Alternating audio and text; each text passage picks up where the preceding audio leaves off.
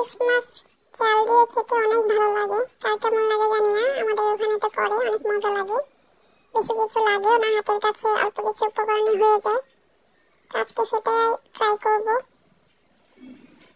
তো শুরু করি। আসসালামু আলাইকুম সবাইকে। আমি প্রথমেই কিছু মাছ নিয়ে নিয়েছি। এখানে আমি যেহেতু এগুলোকে কাটাকুটা দিয়ে আমাদের ওখানে বেশিরভাগ করে, আপনারা চাইলে সলিড মাছ নিয়েও করতে পারেন। তো আমি দুটাই মিলিয়ে করব।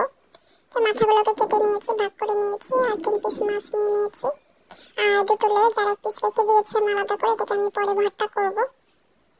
তো যাই হোক, শুরুতেই আমি একটি প্যানে এগুলো নিয়ে নিব আর কি। এদের করতে বেশি কিছু লাগে না, মশলা টসলা খুব কমই লাগে। যাই হোক, তো আমি শুরু করছি রান্না। আমি কড়াইতে এগুলো নিয়ে নিয়েছি, মাছগুলো ঢেলে নিয়েছি, এবং বাকি আমি কাঁচা মরিচ আর কাটা পেঁয়াজ বেশি করে দিয়েছি। পেঁয়াজটা বেশি করে দিতে হয়, ঝাল আপনাদের পছন্দ মতো দিতে পারেন, আমি একটু কম দিলাম। আর হলুদ আর লবণ, আর কিছু দেওয়া লাগবে না, এটাই হয়ে যাবে। আর পরিমাণ মতো এখন পানি দেব, দিয়ে এটাকে আমি জাল করে নেব। যত জাল করা যায় ততই এটা স্বাদ বাড়ে। এটা আমি ভালো করে অনেকক্ষণ জাল করে নেব, যাতে স্বাদটা সুন্দর বা মজা হয় আর কি, ভালো আসে টেস্টটা। তো এটা আমি জাল করে নিচ্ছি, দেখতে পাচ্ছেন। তো এখানে আর কিছুই লাগবে না, এটাই আমার রান্না হয়ে যাবে। তো এটা আমি অনেকক্ষণ ধরে জাল করে নিচ্ছি।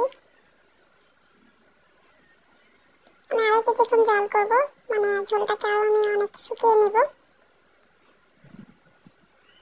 একবার হলেও ট্রাই করে দেখবেন, এটা অনেক মজা লাগে। কারণ ইলিশ মাছের যে একটা স্বাদ, সেটা আসলে ঝোলেই 2 প্লেট ভাত খাওয়া হয়ে যাবে, এরকম অবস্থা। যাই হোক, আমার রান্না হয়ে গিয়েছে, আমি চুলাটাও বন্ধ করে দিয়েছি। এটা ফাইনাল লুক। অল্প পরিমাণে ঝোল আছে, এখন দেখা যাচ্ছে। এইভাবে এটাকে রান্না করতে হয়, আপনারা ট্রাই করে দেখবেন এবং আমাকে জানাবেন কেমন লাগলো। ছোট একটি রেসিপি শেয়ার করলাম। আল্লাহ হাফেজ।